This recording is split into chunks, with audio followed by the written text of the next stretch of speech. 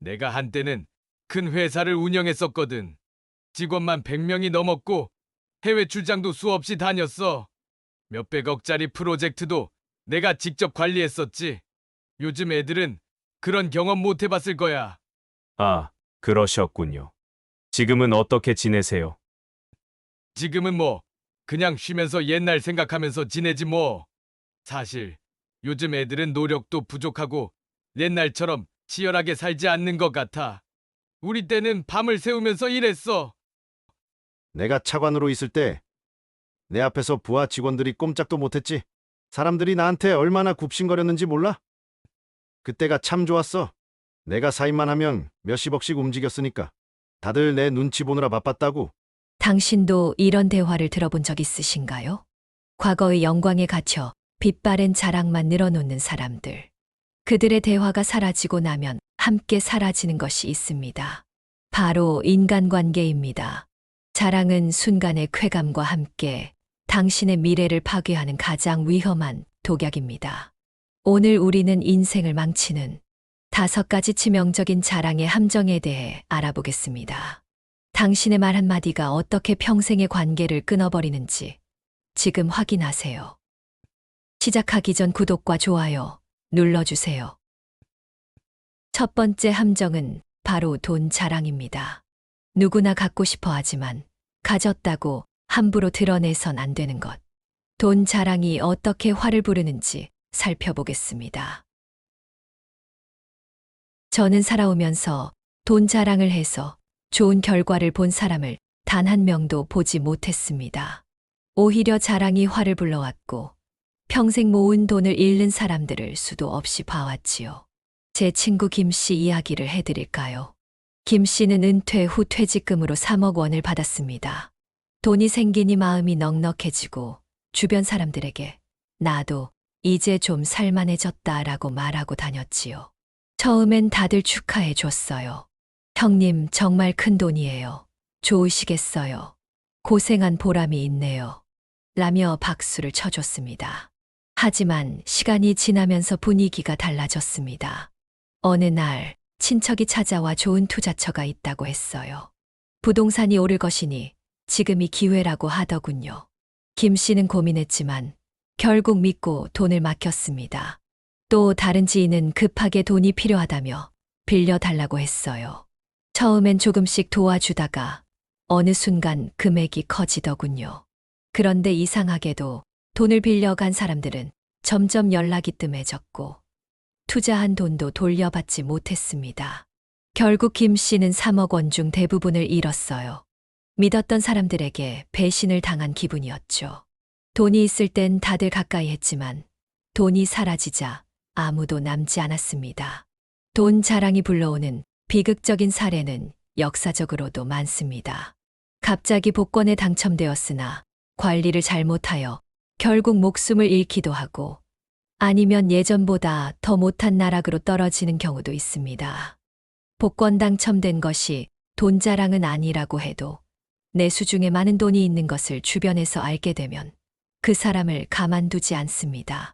미국의 잭 휘테커는 1041억 원이라는 엄청난 복권 당첨금을 받았지만 결국 그 돈이 그의 인생을 망가뜨렸습니다. 처음에는 자선재단을 설립하고 선행을 하면서 좋은 삶을 살 것처럼 보였지요. 하지만 돈이 많아지니 유혹이 많아졌습니다. 스트립클럽과 술집에 빠져 폭력 사건에 휘말렸고 주변 사람들은 그의 돈을 노리며 달려들었습니다. 사기꾼들과 가짜 친구들로 인해 돈을 빼앗기고 결국에는 모든 재산을 탕진한 채 인생의 마지막을 맞이했습니다. 옛말에 재물을 자랑하는 것은 도둑을 불러들이는 것이다 라는 말이 있습니다. 돈을 자랑하는 순간 주변의 시기와 질투를 불러일으키고 불필요한 소비를 조장할 뿐입니다. 왜 돈 자랑은 이렇게 위험할까요?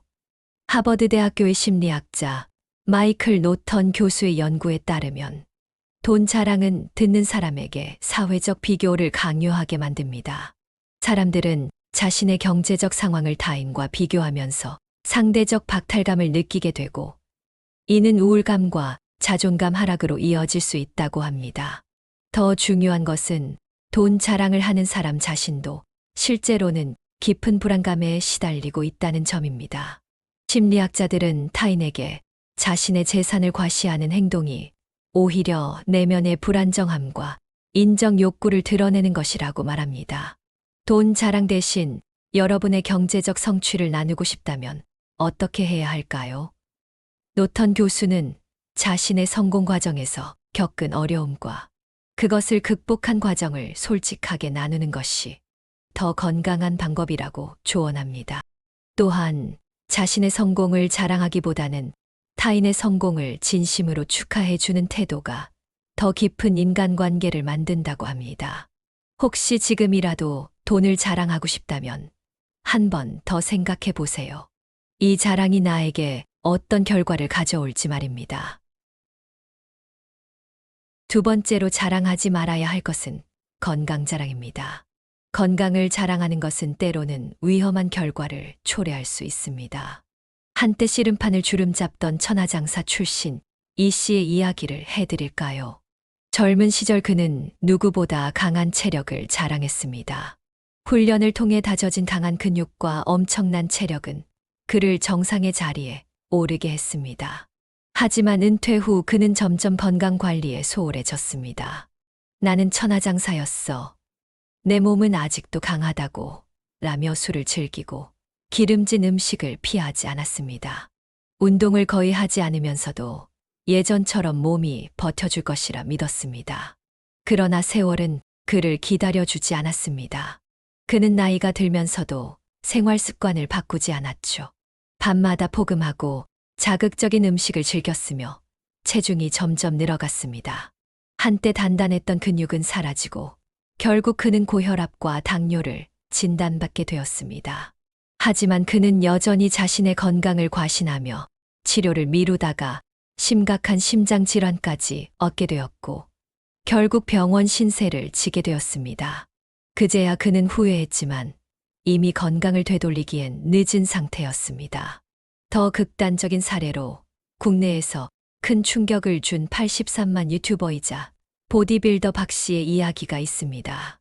박 씨는 많은 사람들에게 건강한 몸과 강인한 체력의 상징으로 여겨졌습니다. 그의 조각 같은 근육과 뛰어난 신체 능력은 많은 이들에게 영감을 주었고 특히 보디빌딩과 피트니스 업계에서는 유명한 인물이었습니다. 그러나 그는 자신의 몸을 더욱 극대화하기 위해 위험한 방법을 사용하기 시작했습니다. 더 큰 근육을 만들고 더 강한 신체를 유지하기 위해 스테로이드와 각종 약물을 사용했던 것입니다.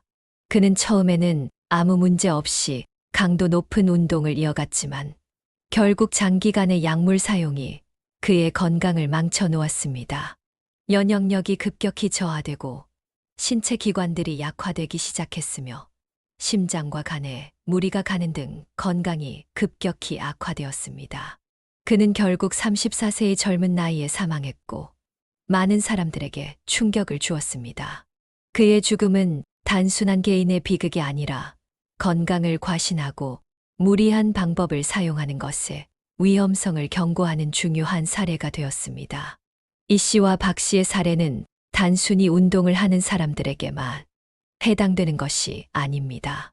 우리는 종종 나는 건강하니까 괜찮아 라는 생각으로 건강을 과신하며 무리한 다이어트나 불필요한 건강보조제, 과도한 운동을 하기도 합니다.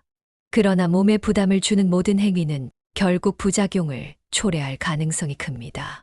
우리가 건강을 유지하려는 이유는 오래 살고 행복한 삶을 누리기 위함이지 남들에게 건강을 과시하기 위함이 아닙니다.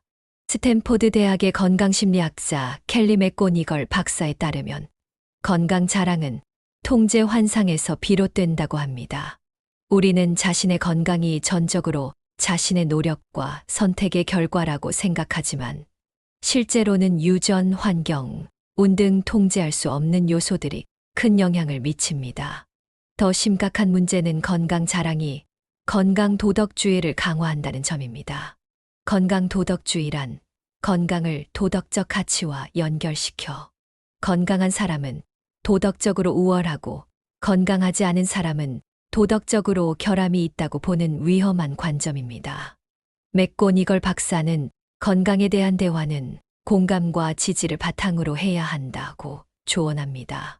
자신의 건강 습관을 자랑하기보다는 서로의 건강 고민을 나누고 함께 해결책을 모색하는 것이 더 건강한 인간관계를 만드는 방법이라고 합니다. 결국 건강이란 남들에게 자랑하기 위한 것이 아닙니다. 건강은 조용히 지키는 것이고 내 삶을 더 행복하고 의미 있게 만드는 도구일 뿐입니다. 세 번째는 자식 자랑인데 이는 사람 관계를 불편하게 할 수 있습니다. 우선 두 분의 대화를 들어보시죠. 요즘 애들 공부하기 힘들다면서? 너희 딸 잘 지내? 우리 애? 말도 마. 이번에 전교 1등 했잖아. 학원에서도 알아주고 이번에 전국 경시회에서도 상 받아서 다들 부러워하더라고. 우리 애는 어릴 때부터 똑똑했어. 그냥 머리가 남다른가 봐. 아, 그래? 대단하네. 우리 애는 그냥 평범해. 학교 다니면서 그럭저럭 하고 있어. 그래도 뭐 요즘 애들은 다들 학원 몇 개씩 다니잖아. 너희 애도 열심히 하면 더 좋은 성적 나올 수도 있지. 난 우리 애 때문에 학원비가 엄청 들어가지만 그래도 이렇게 성과가 나오니까 아깝지가 않더라고. 자식 자랑은 부모라면 누구나 하고 싶은 말일 것입니다. 하지만 대외적인 인간관계에서 과한 자식 자랑은 주변 사람들에게 불편함을 줄 수 있으며 때로는 관계를 망치는 요소가 되기도 합니다. 자식 자랑을 하면 남들이 정말 대단한 아이를 두셨네요라며 맞장구를 쳐줄 것 같지만 현실은 그렇지 않습니다. 많은 경우 자식 자랑은 듣는 사람에게 스트레스를 주고 질투와 반감을 불러일으킬 수도 있습니다. 예를 들어 회사 동료들과 점심을 먹는 자리에서 한 직원이 우리 아들은 이번에 전교 1등을 했어요. 수학 경시대회에서도 상을 탔고요. 커서 의사가 될 거예요. 라고 말했다고 해봅시다. 그 말을 듣는 동료들의 마음은 어떨까요? 겉으로는 와, 대단하네요. 라고 말하겠지만 속으로는 또 시작이군. 나도 내 자식 자랑하고 싶지만 참아야지. 결국 자식 자랑은 인간관계에서 자칫하면 분위기를 어색하게 만들고 듣는 사람을 불편하게 할 수 있는 요소입니다. 더욱이 자식 자랑을 많이 하는 부모는 종종 덜 떨어진 사람처럼 보일 수도 있습니다. 왜냐하면 진짜 성공한 사람들은 굳이 자신의 성취나 가족을 자랑하지 않기 때문입니다. 공자는 진정으로 위대한 사람은 자신을 드러내지 않는다고 했습니다. 자식의 성공을 남들에게 떠벌리는 부모는 오히려 스스로가 부족한 사람이라는 인상을 줄 수 있습니다. 듣는 사람 입장에서는 저 사람은 왜 자꾸 자기 자식 이야기만 하지? 본인은 자랑할 게 없나? 라는 생각이 들 수도 있는 것입니다. 또 다른 문제는 자식 자랑이 인간관계를 악화시키는 요소가 된다는 점입니다. 친구나 친척들 사이에서도 자식 이야기가 나오면 경쟁심이 생기기 마련입니다. 예를 들어 어떤 한 모임에서 우리 아들은 명문대에 들어갔다라고 자랑하는 사람이 있다면 그 자리에 있던 다른 부모들은 비교 의식을 느낄 수밖에 없습니다. 나는 우리 아이한테 부족한 부모인가? 우리 애는 아직 갈 길이 먼데라는 생각이 들면서 상대에 대한 감정이 점점 불편해지는 것이죠. 특히 자식 자랑은 듣는 사람에게 열등감을 줄 수도 있습니다. 자신의 아이가 잘 되지 않거나 기대만큼 성장하지 않은 부모 입장에서는 남의 자식 자랑이 가시처럼 느껴질 수 있습니다. 아무리 좋은 친구 사이여도 우리 애는 명문대를 갔어라는 말이 반복되면 상대방은 점점 대화를 피하게 되고 결국 관계가 소원해질 수도 있습니다. 그렇다면 자식 자랑을 하고 싶을 때는 어떻게 해야 할까요? 방법은 간단합니다. 자랑보다는 공유하는 자세를 갖는 것입니다. 우리 아이는 요즘 이런 걸 배우고 있는데 참 재미있어 하더라고처럼 듣는 사람도 공감할 수 있는 이야기로 풀어가는 것이 좋습니다. 또한 자식 자랑을 할 때는 상대방의 상황을 고려하는 배려가 필요합니다. 듣는 사람이 불편해하지 않을까? 내 이야기가 상대방에게 부담이 되지는 않을까. 이런 점을 한번 더 생각해 보는 것이 중요합니다. 결국 대외적인 인간관계에서 자식 자랑은 신중해야 합니다. 지나친 자랑은 인간관계를 해칠 수 있으며 때로는 본인에게도 부정적인 영향을 미칠 수 있습니다. 진정한 지혜는 자식을 자랑하는 것이 아니라 자녀가 스스로 빛날 수 있도록 조용히 응원하는 데 있습니다. 자식의 성공은 부모가 남들에게 떠벌린다고 해서 더 커지는 것이 아닙니다. 오히려 겸손한 태도가 더 큰 존경을 받을 수 있다는 점을 기억해야 합니다. 네 번째 자랑하지 말아야 하는 것은 왕년에는 내가 말이야 하는 젊은 시절 자랑입니다. 내가 젊었을 때는 말이야. 하루에 18시간씩 일해도 끄떡없었어. 내 전성기 때는 여자들이 쫓아다녔다니까. 지금 젊은 애들은 상상도 못할 거야. 우리 때는 이렇게 편하지 않았어. 비가 오나 눈이 오나 걸어서 학교 다녔다고. 사람은 누구나 자신의 과거를 이야기하고 싶어 합니다. 특히 젊은 시절 성취했던 일들을 떠올리며 자부심을 느끼는 것은 자연스러운 일입니다. 하지만 대외적인 인간관계에서 과거 자랑을 과하게 하면 듣는 사람에게 피로감을 주고 관계를 소원하게 만들 수도 있습니다. 여기 은퇴한 기업인 강 씨가 있습니다. 올해 72세이지요. 그는 젊은 시절 정말 열심히 일했고 자수성가해서 성공했습니다. 그는 자녀들이나 젊은 친척들과 대화할 때마다 자신의 젊은 시절이 얼마나 힘들었는지, 요즘 젊은이들은 얼마나 나약한지 이야기했습니다. 나는 그저 젊은 세대가 더 단단해졌으면 하는 마음으로 충고를 했을 뿐이었어요. 그런데 어느 날 내 아들이 이렇게 말하더군요. 아빠, 저희 세대는 아빠 세대와는 다른 어려움이 있어요. 항상 옛날이 더 힘들었다고 하시면 우리의 고민을 무시하는 것처럼 느껴져요. 그때 처음으로 내 이야기가 젊은 세대에게 상처를 주고 있었다는 것을 깨달았습니다. 또 다른 분의 이야기입니다. 윤 씨는 68세의 전직 교사입니다. 그녀는 자신의 젊은 시절 이야기, 특히 얼마나 아름다웠는지, 얼마나 많은 구원자가 있었는지 자주 이야기했습니다. 내가 젊었을 때는 정말 예뻤거든요. 그 이야기를 하면 젊은 친척들이 흥미롭게 들을 줄 알았어요. 그런데 어느 날 조카가 솔직하게 말해주더군요. 이모, 계속 옛날 이야기만 하시면 지금의 우리와 대화가 안 돼요. 마치 지금은 예전만 못하다고 말씀하시는 것 같아요. 그때 내 이야기가 젊은 세대와의 단절을 만들고 있었다는 것을 깨달았습니다. 왜 젊은 시절 자랑이 이렇게 위험할까요? 세대 연구의 권위자인 제니퍼 델라기우스타 교수에 따르면 왕년 자랑은 세대 우월주의의 한 형태라고 합니다. 이는 자신의 세대가 다른 세대보다 더 가치 있고 더 훌륭하다고 여기는 경향을 말합니다. 이러한 세대 우월주의는 세 가지 문제를 일으킵니다. 첫째, 현재 젊은 세대의 경험과 어려움을 무효화합니다. 둘째, 세대 간 소통을 방해합니다. 셋째, 노인들을 고립시키고 외롭게 만듭니다. 델라기우스타 교수는 각 세대는 자신만의 고유한 도전과 기회를 가지고 있으며 어느 세대가 더 힘들거나 더 쉬웠다고 단정짓는 것은 불가능하다고 말합니다. 또한 세대 간 대화에서는 과거의 경험을 교훈으로 나누되 현재의 상황과 도전도 존중하는 균형이 필요하다고 조언합니다.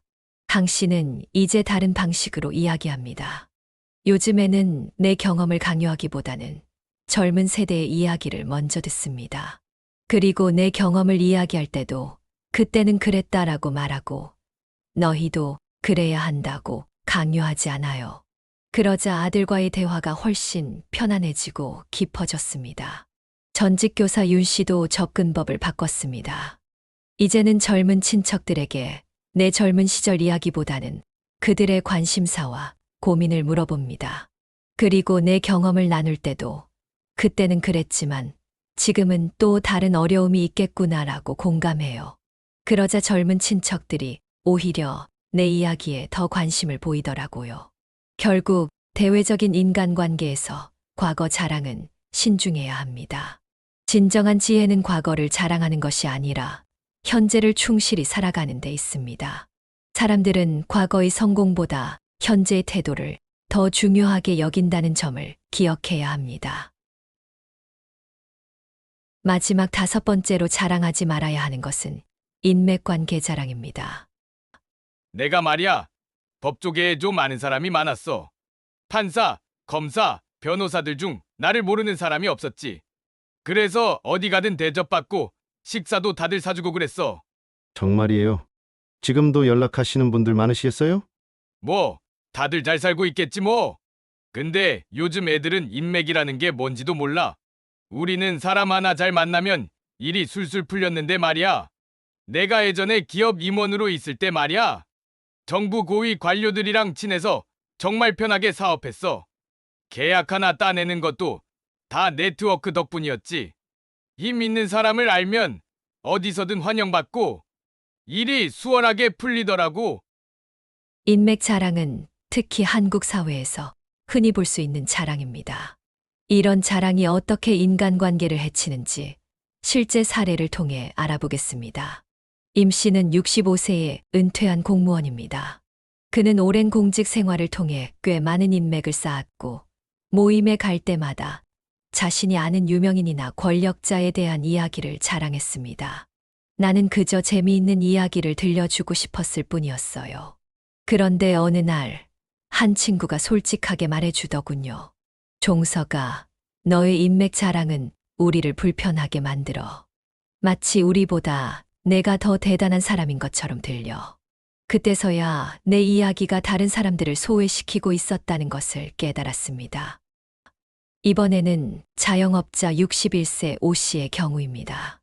그녀는 사업을 하면서 여러 유명인과 인연을 맺었고 기회가 있을 때마다 그들과 찍은 사진을 보여주며 자랑했습니다.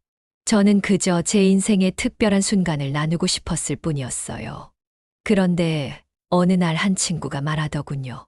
미자야, 내가 계속 유명한 사람들 이야기만 하면 우리같이 평범한 사람들과는 대화하기 싫은 것처럼 느껴져. 그때 내 자랑이 친구들과의 진정한 소통을 방해하고 있었다는 것을 깨달았습니다. 왜 인맥 자랑이 이렇게 위험할까요?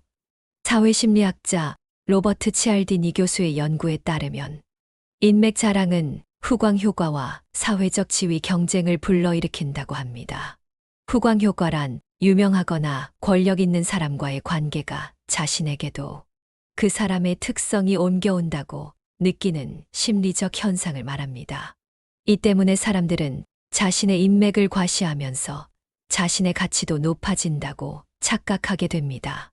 더 큰 문제는 인맥 자랑이 사회적 계층화를 강화한다는 점입니다. 인맥 자랑은 나는 당신보다 더 좋은 사회적 지위에 있다 라는 메시지를 은연중에 전달하며 이는 대화 상대방을 열등하게 느끼게 만듭니다. 치알디니 교수는 진정한 관계는 지위나 권력이 아닌 진실성과 취약성의 공유에서 온다고 조언합니다. 인맥을 자랑하기보다는 서로의 일상적인 경험과 감정을 나누는 것이 더 깊은 인간관계를 만드는 방법이라고 합니다. 임 씨는 이제 다르게 접근합니다. 요즘에는 내가 아는 유명한 사람 이야기보다는 내 일상의 소소한 이야기를 더 많이 나눕니다. 그리고 다른 사람들의 이야기에 진심으로 귀 기울이려고 노력해요. 그러자 대화가 훨씬 더 따뜻하고 진실해졌습니다. 오 씨도 대화 방식을 바꿨습니다. 이제는 유명한 사람들과의 인연보다는 그 상황에서 내가 느낀 감정이나 배운 점을 이야기해요. 그리고 친구들에게 너희는 어떤 사람에게 영향을 받았니? 라고 물어봅니다. 그러자 훨씬 더 의미 있는 대화가 오가더라고요. 지금까지 인생을 망치는 5가지 치명적인 자랑의 함정에 대해 알아보았습니다. 돈 자랑, 건강 자랑, 자식 자랑, 젊은 시절 자랑, 인맥 자랑. 이 5가지 자랑은 모두 우리의 인간관계를 해치는 독이 될 수 있습니다. 하지만 중요한 것은 우리가 자랑을 하는 이유입니다. 대부분의 자랑은 결국 인정받고 싶은 마음, 소속감을 느끼고 싶은 마음, 자신의 가치를 확인받고 싶은 마음에서 비롯됩니다. 이런 마음 자체는 전혀 나쁘지 않습니다. 우리 모두에게 있는 자연스러운 욕구입니다. 문제는 그 마음을 표현하는 방식입니다. 자랑이 아닌 다른 방식으로 우리의 기쁨을 나눌 수 있습니다. 성찰과 감사의 마음으로 이야기하기, 상대방의 이야기에 먼저 귀 기울이기, 자신의 성공보다는 그 과정에서의 어려움과 배움을 나누기 등 많은 대안이 있습니다. 심리학자 브레네 브라운은 진정한 연결은 완벽함에서 오는 것이 아니라 우리의 불완전함과 취약성을 기꺼이 보여주는 용기에서 온다고 말합니다. 우리가 자랑을 통해 얻고자 하는 것은 결국 연결과 소속감입니다. 하지만 역설적으로 자랑은 그 연결을 방해합니다. 지금 이 영상을 보고 계신 여러분, 혹시 자신도 모르게 이런 자랑을 하고 있지는 않은지 한번 돌아보시기 바랍니다. 그리고 다음에 누군가와 대화할 때 자랑 대신 진실된 마음으로 소통해 보세요. 인간관계가 훨씬 더 깊고 따뜻해질 것입니다. 오늘도 여러분의 하루가 평안하기를 바랍니다. 오늘 영상이 도움이 되셨다면 구독과 좋아요 눌러주세요. 감사합니다.